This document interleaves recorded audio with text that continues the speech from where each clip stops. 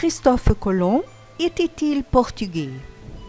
Le lieu de naissance de Colomb est incertain, mais aujourd'hui, il y a de fortes indications qu'il était portugais. On a beaucoup écrit sur Colomb, présentant une grande variété d'arguments.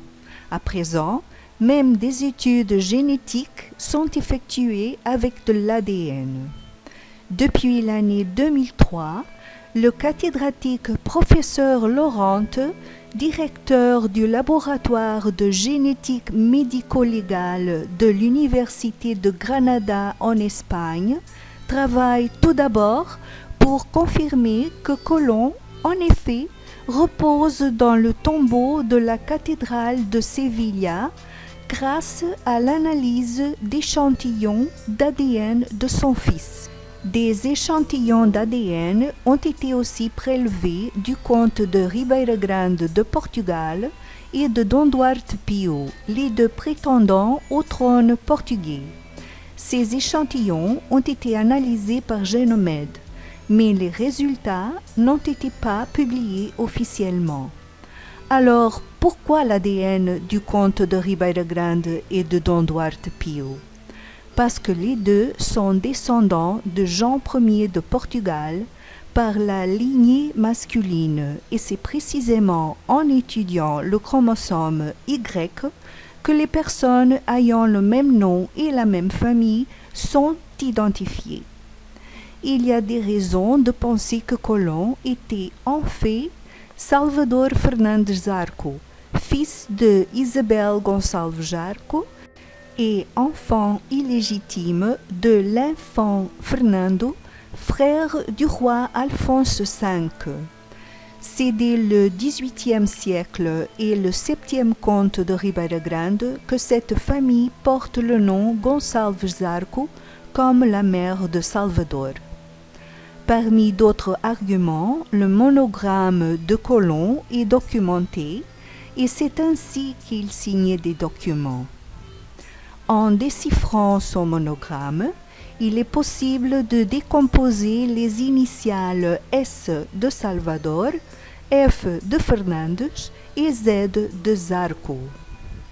Il y a d'autres documents, comme les deux boules pontificales de 1493, écrites en latin au sujet de la découverte de l'Amérique, où son nom est bien en portugais. Ce n'est pas le latin Christophe Columbus, ni l'italien Cristoforo Colombo, ni même l'espagnol Cristobal Colón. C'est tout à fait écrit en portugais. En plus, dans la deuxième boule, il est nommé Cristofom, avec la désinence homme de l'ancien portugais, c'est-à-dire la diacritique tilde en forme de S inversée et couchée sur la voyelle. Aujourd'hui, la désinence aon nasale, unique en portugais. Et puis, au XVe siècle, le fils d'un tisserand n'aurait pas pu se marier avec une dame de la noblesse, comme la plupart de ses biographies indiquent qu'il épouse Philippa Muniz. Donc, son beau-père était Bartolomeu Perestrello, navigateur et explorateur portugais. Colomb a ainsi obtenu les cartes marines des vents et des courants des possessions portugaises de l'Atlantique et les notes de son beau-père. Alors, quelle en est la raison pour cacher son origine portugaise et adopter le pseudonyme Christophe Colomb? La théorie la plus plausible, c'est que Jean Ier de Portugal a pu le convaincre de comparaître à la cour de Burgos pour détourner l'Espagne du commerce avec l'Asie. Au XVe siècle, les Portugais et les Espagnols recherchent une route maritime qui leur permette d'atteindre les Indes et ses richesses en contournant le monde musulman. Les intérêts de l'Europe à cette époque étaient concentrés sur les richesses de l'Orient, mais l'Empire ottoman empêchait les nations chrétiennes de traverser les territoires islamiques. Selon les livres d'histoire, le navigateur Christophe Colomb essaye depuis des années de convaincre les rois d'Europe de soutenir son projet de découvrir une route maritime vers les Indes en passant par l'ouest. Ce sont finalement les souverains espagnols qui lui viennent en aide. Colomb assure à la monarchie espagnole qu'il était possible d'atteindre l'Asie en naviguant vers l'ouest. Il y a ceux qui le considèrent comme un espion portugais qui a ainsi laissé la voie ouverte aux Portugais pour parvenir à la vraie Inde, atteinte par le grand navigateur Vasco da Gama en 1498, suivant un itinéraire qui faisait le tour de la côte africaine par le cap de Bonne-Espérance.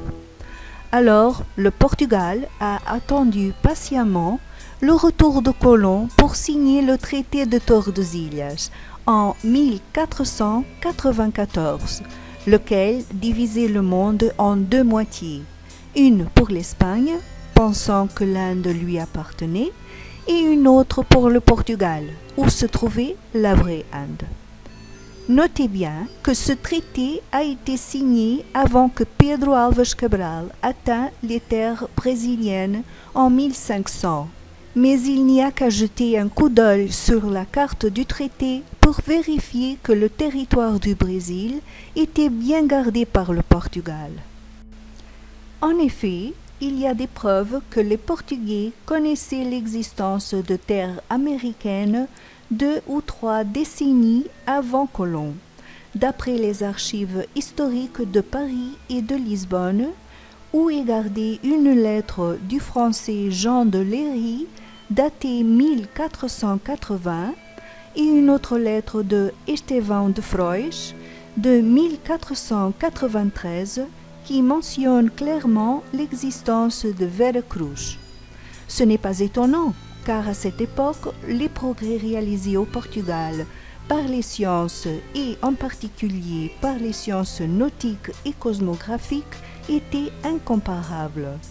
Les mathématiciens qui entouraient Jean II, en particulier le marin Abraham Zacuto, ont mis au point des tables de correction qui permettait le calcul de la latitude en mer par l'astrolabe, quel que soit le jour de l'année.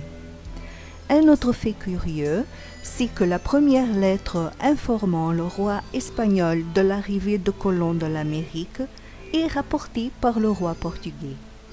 Ce document a été trouvé dans l'archive des comtes de Villagonçalo et il est daté du 4 mars 1493. Parmi les à peu près 200 nombres que Colomb, pendant ses 4 voyages, a attribués à des îles, promontoires, golfes, ports, rivières, etc., ainsi que des localités du Nouveau Monde, la plupart est portugaise, parmi lesquelles le cas le plus connu est celui de Cuba de l'Alentejo portugais et l'île du même nom dans les Caraïbes. Il faut remarquer que Cuba était un nom qui n'existait qu'en portugais, bien que ce ne soit qu'un exemple parmi tant d'autres. Pour tous ceux qui veulent plus d'infos à ce sujet, veuillez suivre les liens dessus les commentaires. Ce mystère historique, certainement fascinant, au sujet de l'identité de Colomb, contient un autre encore plus important concernant la découverte de l'Amérique.